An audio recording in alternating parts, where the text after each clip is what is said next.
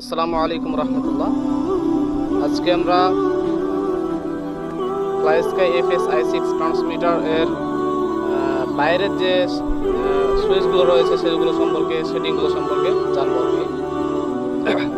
তো প্রথমে যদি আমরা চ্যানেল 1 ধরি, সেটা হচ্ছে এই যে এটা হচ্ছে চ্যানেল 1, ডানে এবং বামে এটা হচ্ছে চ্যানেল 1, যাকে বলা হয় হচ্ছে এলিরন। এরপরে চ্যানেল 2, এটা উপরে এবং নিচে, এই চ্যানেল 2কে বলা হচ্ছে এলিভেটর। এবং চ্যানেল 3 হচ্ছে এটা থ্রোটল, যাকে বলা হয়, এটা হচ্ছে চ্যানেল 3। চ্যানেল 4 এটা হচ্ছে রাডার, দেখতে পাচ্ছেন রাডারের পিছনে থাকে আর কি, ডানে বামে করার জন্য। তো আগে বলে রাখি যে ফ্লাই স্কাই FS-i6 ট্রান্সমিটার প্রথমত আমরা যখন ক্রয় করব সে সময় 6 চ্যানেল বিশিষ্ট হবে, আর পরবর্তীতে আমাদেরকে যদি আমরা 10 চ্যানেল বিশিষ্ট করতে চাই তাহলে করতে পারবো, 10 চ্যানেল করা যায় আর কি। আচ্ছা, তারপরে চ্যানেল 5 হচ্ছে এটা, যেটা আমরা এটা আর কি, এটা হচ্ছে ভেরিয়েবল এ বলা হয়, এটা হচ্ছে চ্যানেল 5।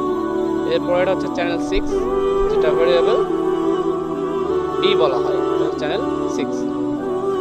আচ্ছা, এরপরে আসি, এটা হচ্ছে সুইচ এ। এটা হচ্ছে আপনি যদি 10 চ্যানেল করেন তাহলে আপনার এগুলো কাজে লাগবে আর কি।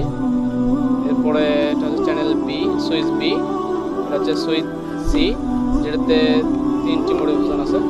এটা হচ্ছে চ্যানেল ডি। তো এই হচ্ছে বাইরের কিছু সেটিং, আরও কিছু সেটিং আছে যেটা আমরা দেখিনি, যেহেতু এটা অন করার প্রয়োজন নেই। এই যে এইগুলো দেখতেছেন, এইগুলো, তো এইগুলোর কাজ হচ্ছে, আপনি মনে করেন আপনার সার্ভোতে কম বেশি করতে যাচ্ছেন, আপনার এখানে থ্রোটলে কম বেশি করতে যাচ্ছেন, লোডে কম বেশি করতেন, এলিভেটরে কম বেশি করতে যাচ্ছেন, রাডারে কম বেশি করতে যাচ্ছেন। তো এইগুলো করার জন্য আমরা এই যে বাটনগুলো দেখতেছেন, তো এই সুইচগুলো কাজে লাগে আর কি। যদি আমরা উপরে করি তাহলে এই যে এটা আছে, এটা একটু উপর দিয়ে চলে যাবে, যদিও এটা এরকমই থাকবে, কিন্তু এর যে সেটিং রয়েছে সেটা উপরে হয়ে যাবে। আবার যদি আমরা এটা ডান বামে করি তাহলে এটাও চলে যাবে আস্তে আস্তে সুইচ টিপার মাধ্যমে। এই শব্দ পাচ্ছেন, তো এটা হচ্ছে যখন আমাদের সার্ভো লাগা থাকবে, সার্ভোগুলো ডান বাম চলে যাবে। যদি আমরা ডানে করি তাহলে ডানে চলে যাবে হালকা, আর বামে করলে বামে চলে যাবে। আর এখানে আপনি দেখতে পাচ্ছেন আমাদের ভিতরে কিছু দেওয়া আছে, এখানে যে গ্রাফগুলো দেওয়া আছে, এগুলোর মাধ্যমে আমরা দেখতে পাবো যে আমাদের চ্যানেলটা কোন পর্যন্ত আছে আর কি। দেখতে পাচ্ছেন এটা লোড দিচ্ছে, চলে আছে। তো আমরা সার্ভোটা ঠিক এরকম করবে। তো এরকমভাবে আপনারা এই 4টি সেটিং প্রথমত পাবেন আপনারা। আর চালটাও চালু করার জন্য যে পয়েন্ট বাটন আছে, সেটা আপনারা মানে বাইন্ডিং বাটন, সেটা আপনারা এটা টিপে বাইন্ডিং করতে পারবেন। এটা চেপে ধরে আবার অন করলে বাইন্ডিং হয়ে যাবে আর কি। কিন্তু সে রিসিভারে আপনারা অবশ্যই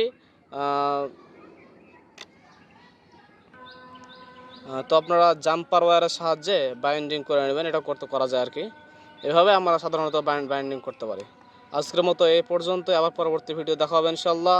ততদিন ভালো থাকবেন, আল্লাহ আমাদের সুস্থ রাখুক। আসসালামু আলাইকুম রহমতুল্লাহ।